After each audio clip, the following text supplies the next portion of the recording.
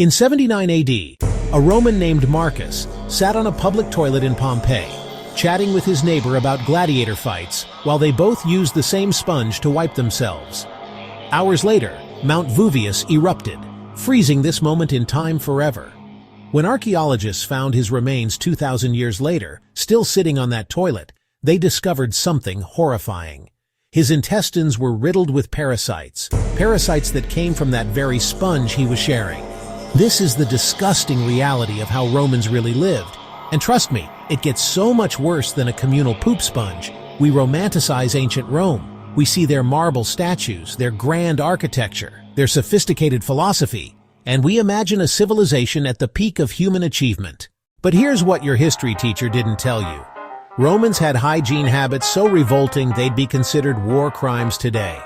These people conquered the known world while brushing their teeth with human pee and wiping their butts with a sponge that hundreds of strangers used before them.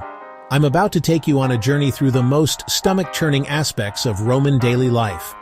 By the end of this video, you'll understand why Roman dinner parties ended with vomiting, why gladiator sweat was a luxury beauty product, and why being a Roman emperor didn't save you from having worms crawling out of you. Well, you'll see. Fair warning, you might want to put down that snack. Let's start with everyone's favorite topic, going to the bathroom. Today it's a private affair in Rome. It was a social event that could literally kill you. Roman public toilets or latrine were architectural marvels and hygienic nightmares rolled into one. Picture a large room with 20 to 80 stone seats arranged in a square, each with a keyhole-shaped opening. No doors, no stalls, no privacy whatsoever.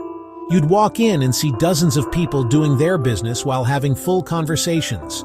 Politics, sports, business deals, all discussed while defecating together. Romans saw this as perfectly normal. In fact, they had a saying, "Money doesn't stink," which came from Emperor Vespasian defending his tax on public toilets. But here's where it becomes a horror story. Instead of toilet paper, Romans used a torium, a sea sponge on a stick. Sounds almost civilized until you realize this wasn't your sponge. It was the sponge. One sponge for everyone. After use, you'd dip it in a gutter of running water if you were lucky, or a bucket of water mixed with vinegar or salt water if you weren't. Then you'd place it back for the next person. Let me paint you a picture. It's a busy day at the Circus Maximus. Thousands of people need to use the facilities. That sponge has been used by hundreds of people. The water is murky. The sponge is falling apart, but it's all you've got. Dr. Philippe Charrier, a forensic archaeologist, analyzed ancient fecal matter from Roman sites. He found that